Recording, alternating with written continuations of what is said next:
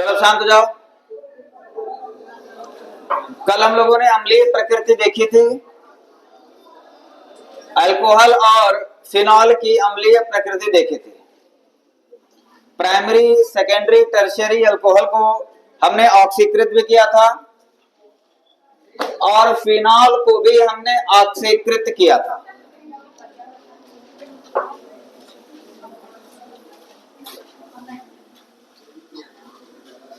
अब पीछे की लड़कियां कम बात कर रही हैं, तुम लोग ज्यादा बात कर रहे हो। पीछे की लड़कियां पहले बदतमीज, नालायक, बददिमाग, बदहया, एकदम से जाहिल थी, अब सही हो गई। तारीफ है ये तुम लोगों की, ये तारीफ, ठीक है।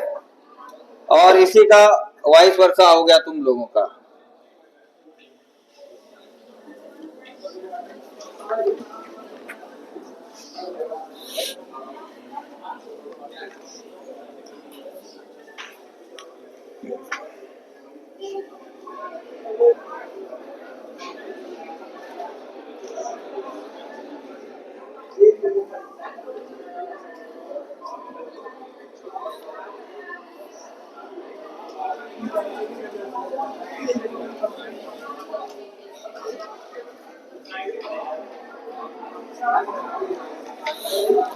हाँ, अब सुनो ध्यान से।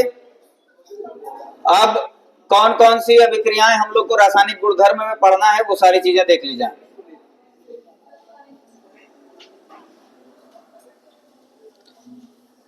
अब इसके बाद जो अभिक्रिया पढ़ेंगे हम लोग, वो अभिक्रिया भी क्लास 10th में हम लोग पढ़ चुके हैं, ठीक। क्लास 10th में उस अभिक्रिया को हम पहले से पढ़ चुके हैं, बस यहां पर समझ लो थोड़ा सा रिवीजन करना है। उस अभिक्रिया का नाम है स्टेरिफिकेशन। क्या नाम है? स्टेरीकरण या स्टेरिफिकेशन। स्टेरिफिकेशन हिंदी में क्या बोलते हैं? स्टेरीकरण।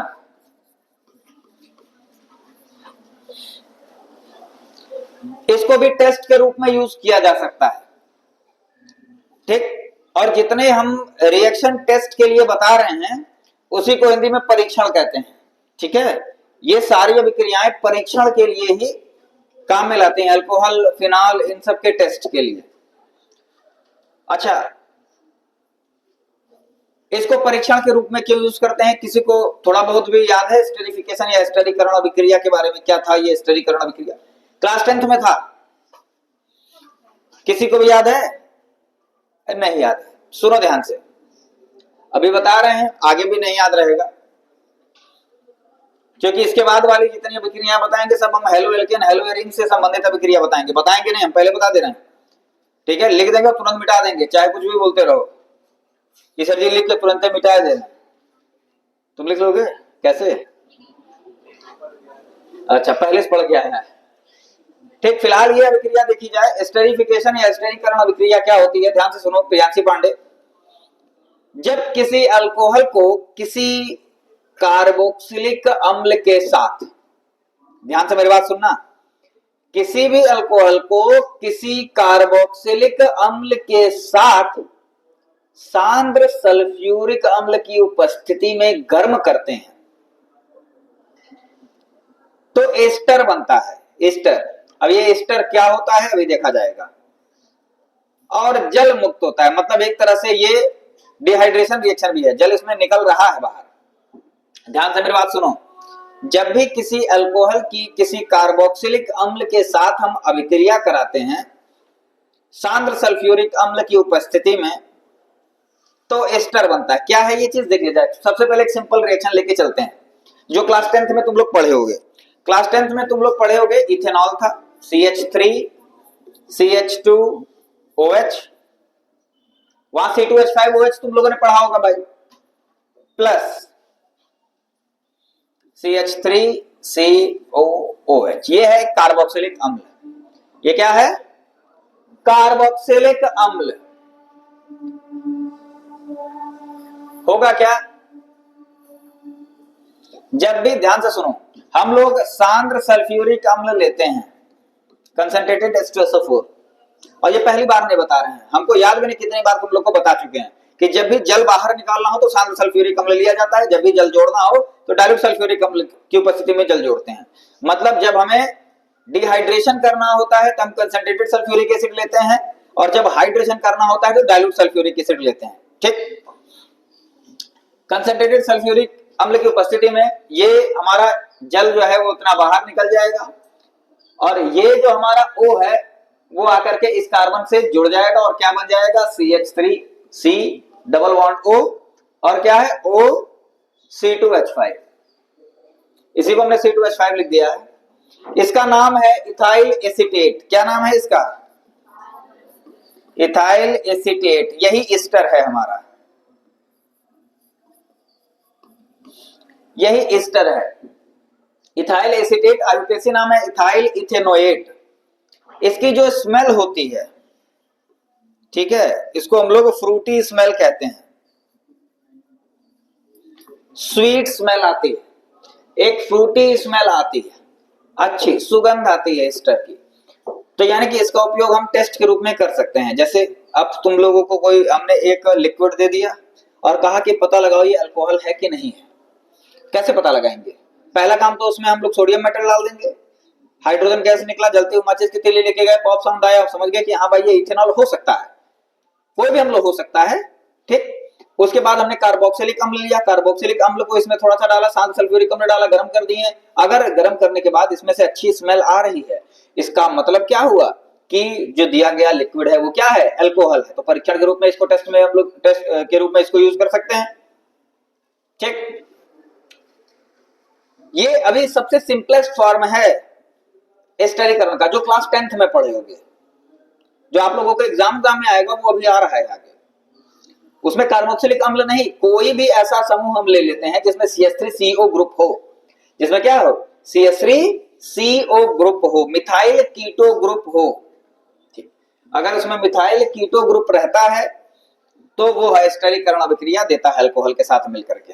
ठीक, इसको छाप जाओ, छाप लिए।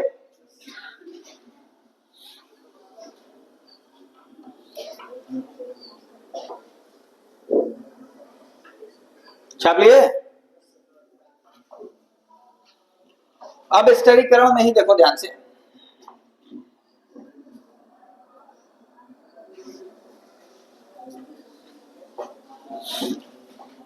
CH3 CH2OH अल्कोहल है।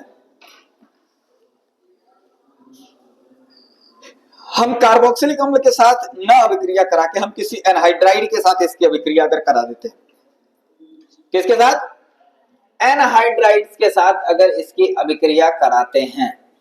एनहाइड्राइड्स क्या होते हैं पता है? एक तो CH3CO ग्रुप वाला, पहले एक जगह किनारे है, इसे लिख लो जो हम बोल रहे हैं, CH3CO CH3CO CH3CO CH3CO।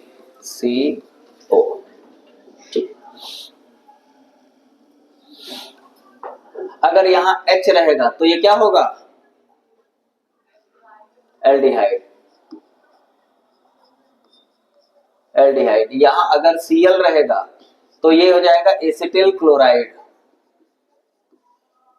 CH3CO group सब में कॉमन है कि नहीं? CH3COOH रहेगा तो ये क्या हो जाएगा, कार्बोक्सिलिक। CH3CO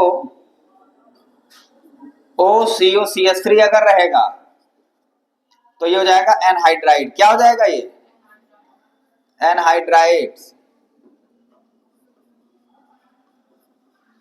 CH3CO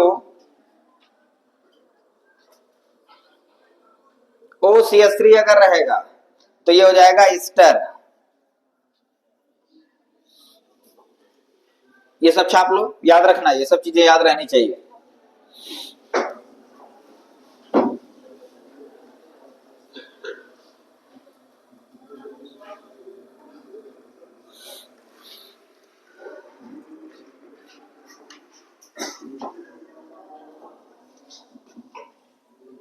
किसी एनहाइड्राइड माइक एक सेस नहीं चल रहा है, पढ़ाता है कोई इसमें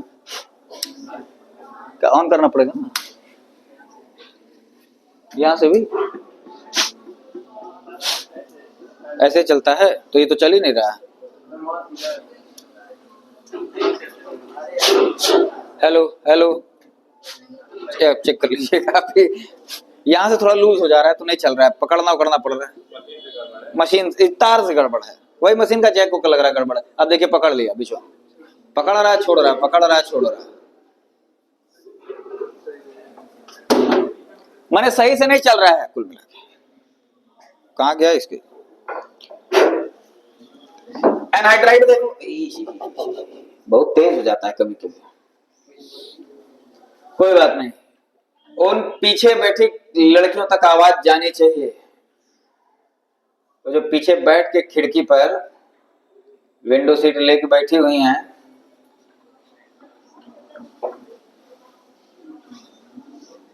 देखो मतलब सीट है लेकिन फिर भी खिड़की बैठी है सर, एक तो सीट पे बैठ गई अगली वही में बैठी हुई है, बुद्धि की बात है। CH3 CO O CO CH3 ये एनहाइड्राइड है। एस्टरिफिकेशन में होगा क्या, जो चीजें होती थी पहले, ठीक, यहां इसके आगे का जो OH है, ध्यान से सुनना, वो H को लेकर के निकल जाता था, H2 बना देता था, सेम चीज यहां पर भी होगी। ये आपका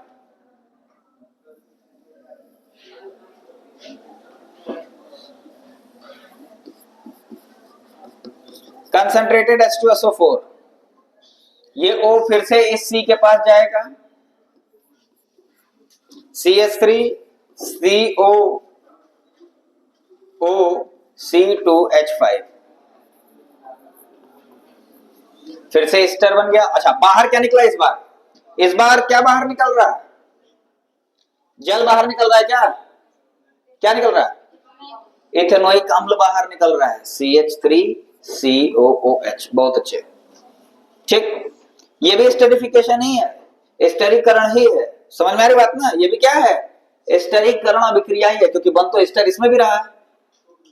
तो क्या बाहर निकलेगा, ध्यान से सुनो, क्या बाहर निकलेगा ये किस चीज पर डिपेंड कर रहा है कि क्या हम लोग अल्कोहल के साथ किस चीज की अभिक्रिया करा रहे हैं, ठीक है, किस चीज की हम अल्कोहल के साथ अभिक्रिया करा रहे हैं, तान्या वर्मा, हम अल्कोहल की अभिक्रिया किस चीज के साथ करा रहे हैं, इस पर निर्भर करता है कि बाहर यहां माइनस में क्या रहेगा। जैसे अगर हम इस H को लें एल्डिहाइड, तो ये तो करेगा ही नहीं, छोड़ दो, ठीक है, हाइड्रोजन नहीं निकलेगा, ये Cl ले ले तो समझ लो कि HCl निकल जाएगा, OH ले ले तो जल निकल जाएगा, मतलब इस C के बाद का जो भी बच रहा है, ध्यान से मेरी बात सुनो, कितना आसान है देख लो, इस C के बाद जो भी बच रहा है उसमें H जोड़ दो, क्योंकि अल्कोहल का H तो बाहर निकल रहा है, वही हमारा बाहर निकल जा रहा है, ठीक, क्लियर हो गया ना।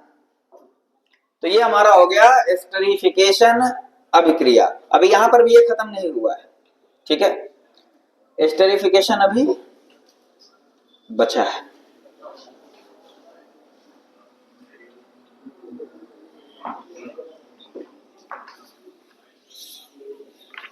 CuCl वाला खुद कर लोगे,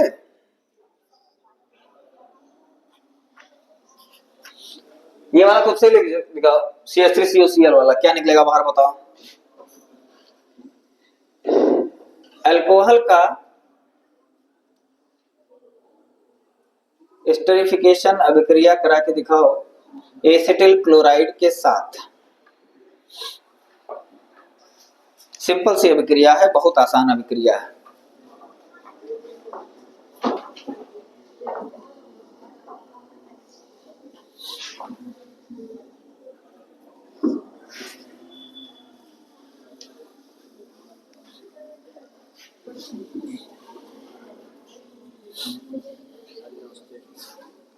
बतियाते हो खाली,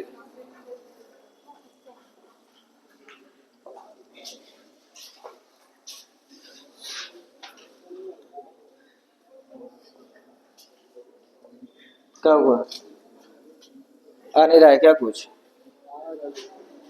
मन नहीं कर रहा लिखने का, हाँ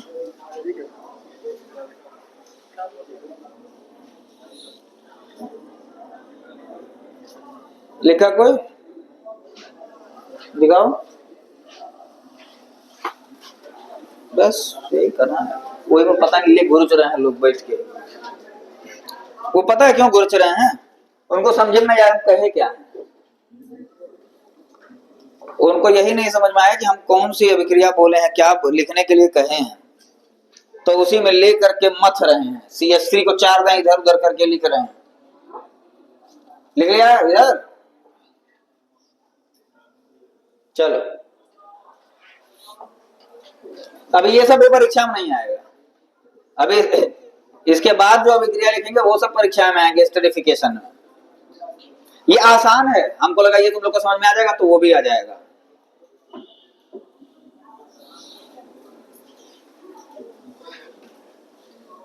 इस बार का 12th का रिजल्ट इतिहास के पन्नों में दर्ज होने जा रहा है। 12वीं बोर्ड का रिजल्ट केमिस्ट्री का दिखाओ यार, बोलो नहीं, ले आओ। क्या बोले?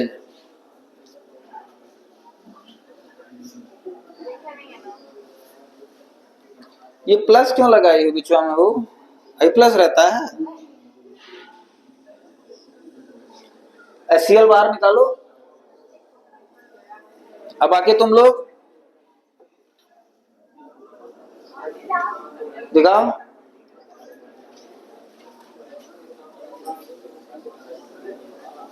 सही तो है, तब कहा है दूध लिख दियो। जब यहाँ -HCl कर दियो तो फिर से +HCl लिखने की क्या जरूरत है? सुनो ध्यान से, जिसको आना था उसको आ गया, जिसको नहीं आना था उसको अभी नहीं आएगा। उसको आइंस्टीन आके यहाँ बताए थे तब भी नहीं आएगा। ठीक है, तो उसकी चिंता छोड़ दो। एक्सेप्ट कर लो कि महामूर्खों की फौज यहाँ पर सामने है और उस फौज के तुम लोग सैनिक हो और मैं तो साला सेनापति हूं उसका, जो तुम लोगों को पढ़ाने के लिए इतनी मेहनत कर रहा हूं। सबसे बड़ा मूर्ख तो मैं हुआ है अरविंद भाई, सही बात है ना? देखा, तुम लोगों को पढ़ाने के लिए मेहनत करना सबसे बड़ी मूर्खता है। चलो ध्यान से देखो, अगला देखो। जब इसी में ये हाल है तो अगला में तो अगला हो जाएगा तुम लोगों का। देखो,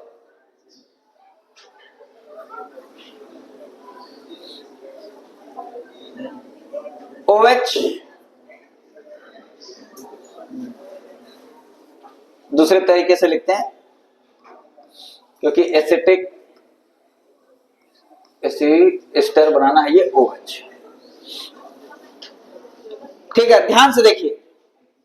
इसका IUPAC नेम कोई बता दे, कॉमन नेम हम बता देंगे। कॉमन नेम इसका बहुत ज्यादा कॉमन है, तुम लोग जानते होंगे। कोई इसका IUPAC नेम बता दे। इसका IUPAC नेम है 2-हाइड्रोक्सी बेंजोइक एसिड। क्या नाम है इसका? 2-हाइड्रोक्सी बेंजोइक एसिड। इसको हम लोग सैलिसिलिक अम्ल भी कहते हैं। इसको क्या कहते हैं?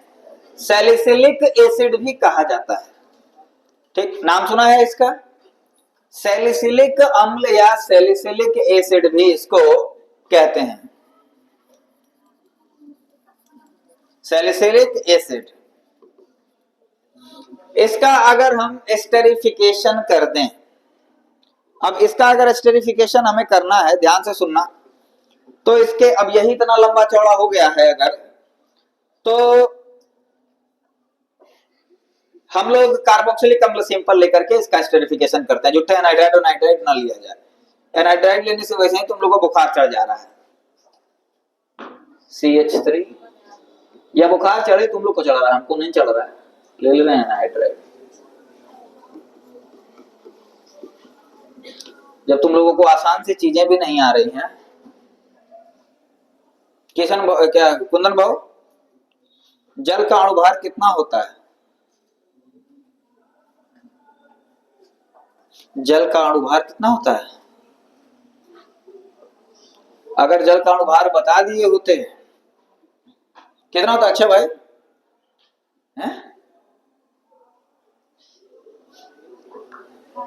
18।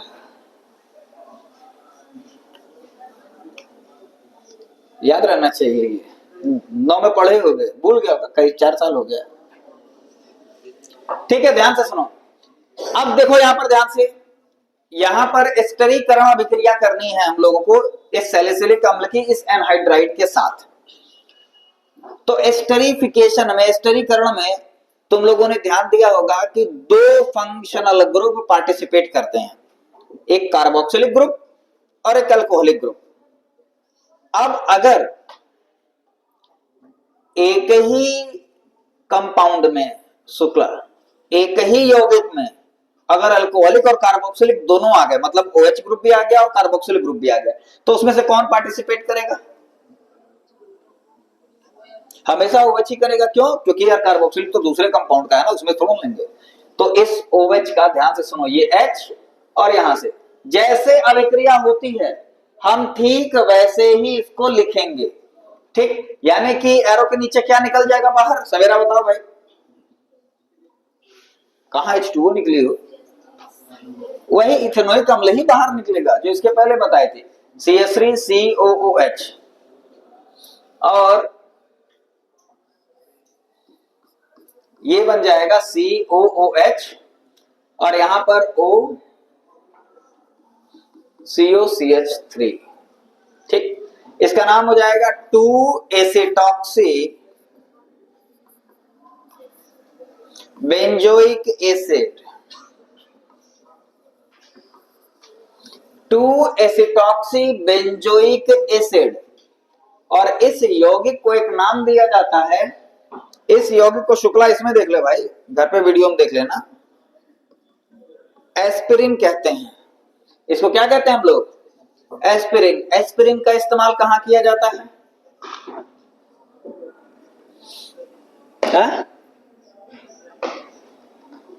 कहां करते हैं आरिफ भाई? नाम सुना है एस्पिरिन का? हाँ एस्पिरिन कहीं सुना है नाम? एस्पिरिन क्या सुने हो? अभी तो बोल रहे हो सुने हैं। यास्मीन कौसर सुना है?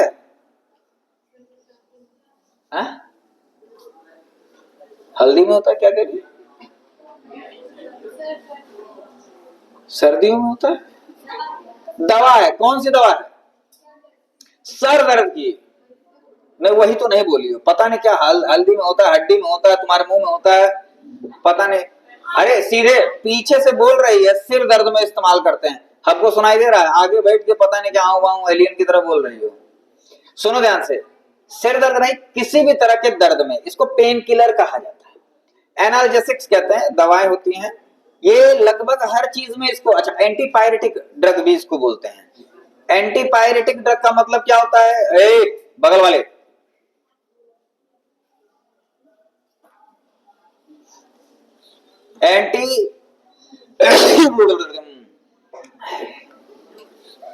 एंटीपायरेटिक और एनाल्जेसिक, ये 2 चीजें होती हैं जिनको जनरली जो बुखार उखार चढ़ता है ना, उसमें ये दवा दे दी जाती है। इस दवा को खाली पेट, इन सब दवाओं को जिसमें भी एस्पिरिन होता है, खाली पेट नहीं खाना चाहिए।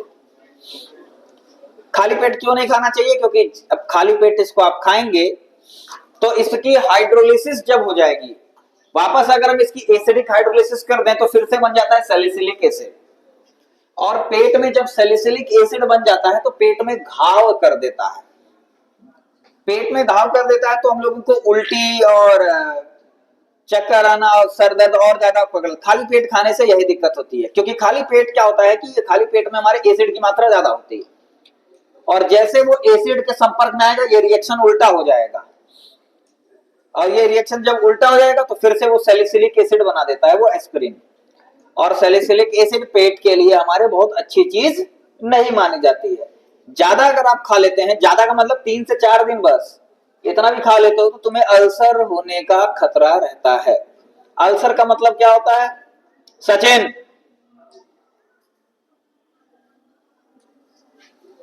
दोनों सचिन। अल्सर का मतलब क्या होता है? जो पेट पेट में घाव हो जाता है, इंटरनल ब्लीडिंग तक हो सकती है। ठीक है, मतलब पेट में घाव होगा और अंदर ही अंदर उसमें से घाव से खून भी निकलने लगे, मर जाओगे। तनु चौहान 4 दिन एस्पिरिन खा लो खाली पेट, 5वें दिन कंडोलेंस यहां हो जाएगा माइक में, 2 मिनट का मौन। इंसानों के ऊपर इसका असर होता है, राक्षसों के ऊपर इसका असर नहीं होता है। तो जो लोग भी कह रहे होंगे सर हम तो खाए हैं, तो वो इंसान नहीं है। समझ में आ रही बात की नहीं? कोई खाया है क्या न्याय भारती? इधर कुछ हम सुन रहे थे, इधर कोई कह रहा था हम तो खाए हैं, हमें कुछ नहीं हुआ। तो अगर इंसान होगा वो तो उसके ऊपर असर होगा। हम इंसानों के अक्षय कुमार बाबू बात कर रहे हैं। अब राक्षस तो भैंसा खा जाए उसको कुछ नहीं होगा। ठीक, तो ये अभी एस्टरिफिकेशन अभिक्रिया हुई। अब हम अल्कोहल की सहायता से जो अल्किल हैलाइड बनाए थे वो सारी अभिक्रियाएं लिखेंगे। याद करो, जब हम हेलो एल्केन बना रहे थे, हेलो एल्केन जब बना रहे थे तो उसमें पहला जो मेथड था हेलो एल्केन बनाने का वो किस चीज से था? अल्कोहल से था। और अल्कोहल के करीब 5-6 रिएक्शन हम लोगों ने देखे थे। यानी कि अब उन अभिक्रियाओं को हम अल्कोहल के रासायनिक गुणधर्म में पढ़ सकते हैं कि नहीं? पढ़ सकते हैं। वो कौन कौन सी अभिक्रियाएं थी? पहला क्या था? HCl और एनहाइड्रस जिंक क्लोराइड के साथ अभिक्रिया, ल्यूकास रिएजेंट बोलते हैं इसको, ल्यूकास टेस्ट कहा जाता है इसको। दूसरा क्या था? PCl5 के साथ अभिक्रिया अल्कोहल की। तीसरा PCl3 के साथ अभिक्रिया, याद आ रहा है? HBr के साथ अभिक्रिया, HI के साथ अभिक्रिया, और सबसे इंपॉर्टेंट हमने क्या कहा था? SOCl2 के साथ अभिक्रिया। इस अभिक्रिया का नाम क्या था? Dalton process. बहुत अच्छे, याद तो है? ठीक याद तो है। तो जब ये अभिक्रियाएं याद हैं तो इन अभिक्रियाओं को मैंने उसी समय कहा था कि मैं अल्कोहल फिनॉल ईथर में आप लोगों को नहीं बताऊंगा। ठीक है, तो उसके रासायनिक गुणधर्म में अगर लिख रहे हो तो हेडिंग डाल दो और उसके अंदर लिख दो कि हेलो एल्केन हेलो एरीन में पढ़ा है। अब यहां हम दोबारा नहीं लिखेंगे इस चीज को, क्योंकि हम प्रकांड विद्वान हैं, एक बार में ही तो हमको सब कुछ याद आ जाता है। नहीं तो फिर पढ़ लेना फिर से, ठीक है? हम नहीं दोबारा पढ़ेंगे, दोबारा कॉपी में है, ये है उसमें लिख जाओ, रासायनिक गुणधर्म में लिख जाओ HCl plus zinc chloride, PCl5, PCl3, HBr, HI, SOCl2 के साथ अभिक्रिया। ठीक, इन सब के साथ अभिक्रिया रासायनिक गुणधर्म में हेडिंग डाल जाओ। हाँ, और लिख जाओ चैप्टर 1 में गजवा बताया था, उसी में होगा कहीं, परीक्षा में देख लेंगे। प्रतिभा, तुम्हारे गांव का वो शिवम कहाँ नहीं आ रहा है? कल हमको फोन भी किया था, लेकिन उस समय सरवण सर हमको डांट रहे थे तो हम ध्यान नहीं दिया उस पर। कहाँ गया है? मामा कहाँ गया? अवनिंद्र बाबू तुम भी कल गए थे मामा के यहाँ? मामा के यहाँ सुने थे?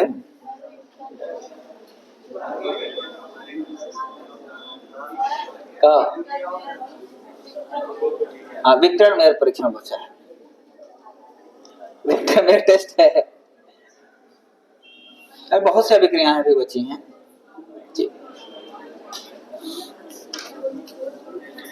हेडिंग डाल दो डिहाइड्रेशन अभिक्रिया, निर्जलीकरण अभिक्रिया, निर्जलीकरण अभिक्रिया।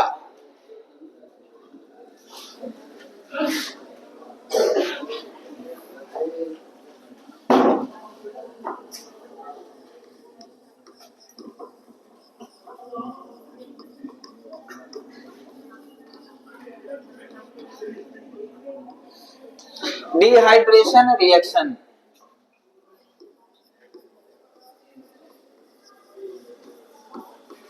निर्जलीकरण अभिक्रिया। ठीक, निर्जलीकरण अभिक्रिया क्या है देखिए। डिहाइड्रेशन, अरे घंटी बजने दो। डिहाइड्रेशन नाम से क्या लग रहा है? पानी निकाल देंगे इसमें।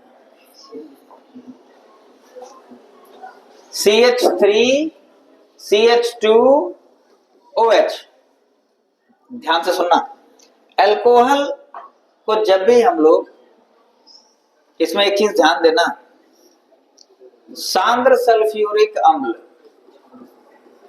Concentrated H2SO4 443 kelvin temperature. यहां ये टेम्परेचर याद रखना पड़ेगा हमको। हम हर अभिक्रिया में तापमान नहीं लिखते हैं, पर जिसमें भी तापमान लिखेंगे उस तापमान को याद करना पड़ेगा। क्यों? क्योंकि ये तापमान अगर हम इससे कम कर दें 30 डिग्री, ठीक है, अगर तापमान 30 डिग्री कम कर दे तो उत्पाद दूसरा बन जाएगा। समझ में आ रही बात ना?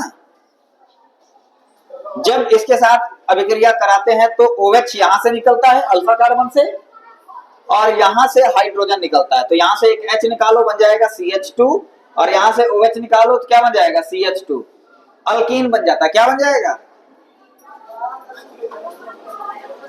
अल्कीन बन जाएगा प्लस H2O। कोई समस्या? अल्फा कार्बन से OH निकला, बीटा कार्बन से H निकला, कोई समस्या नहीं ना है? ठीक, CH3 CHOH CH3 concentrated sulphuric अम्ल। यहां पे अल्फा कार्बन कितने हैं? अल्फा कार्बन कितने हैं? बीटा कार्बन कितने हैं? अल्फा कार्बन की परिभाषा क्या होती है? अब वो प्रूफ हो गए जो मैंने कहा था कि तुम लोगों का सेनापति तो मैं ही हूं ना। तो जैसे राजा होगी वैसे प्रजा होगी। जब मैं ही मूर्ख हूं जो तुम लोगों पे इतनी मेहनत कर रहा हूं, पहले दिन ऑर्गेनिक केमिस्ट्री की पहले दिन हेलोएल्केन हेलोएरिन की क्लासें हम बताए थे कि अल्फा कार्बन वो कार्बन होता है जिससे कोई क्रियात्मक समूह जुड़ा रहता है, फंक्शनल ग्रुप जुड़ा रहता है। हाँ, याद आया। पागल है, बेवकूफ।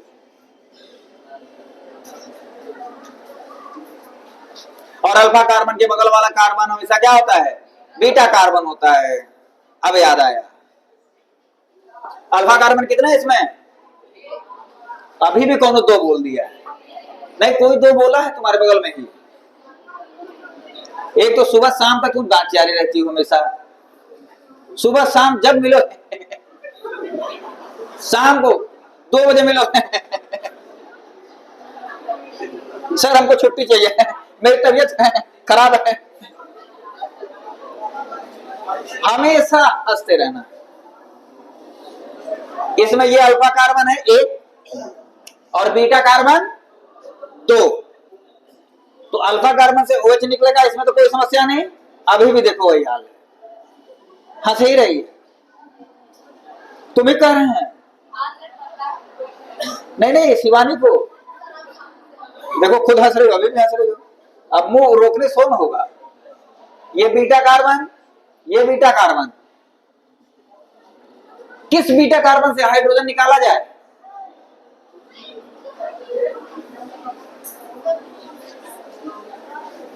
अरे भाई, OH तो यहां से निकलेगा, किस बीटा कार्बन से निकाला जाए? अरे 1 2 3, अब नंबरिंग कर दिए। अब बताओ भैया, पहले से या तीसरे से? अगर तीसरे से निकालेंगे तो गलत हो जाएगा। किसी से भी निकाल सकते हैं, दोनों केस में प्रोपीन ही बनेगा। दोनों केस में प्रोपीन ही बनता है, कोई समस्या नहीं।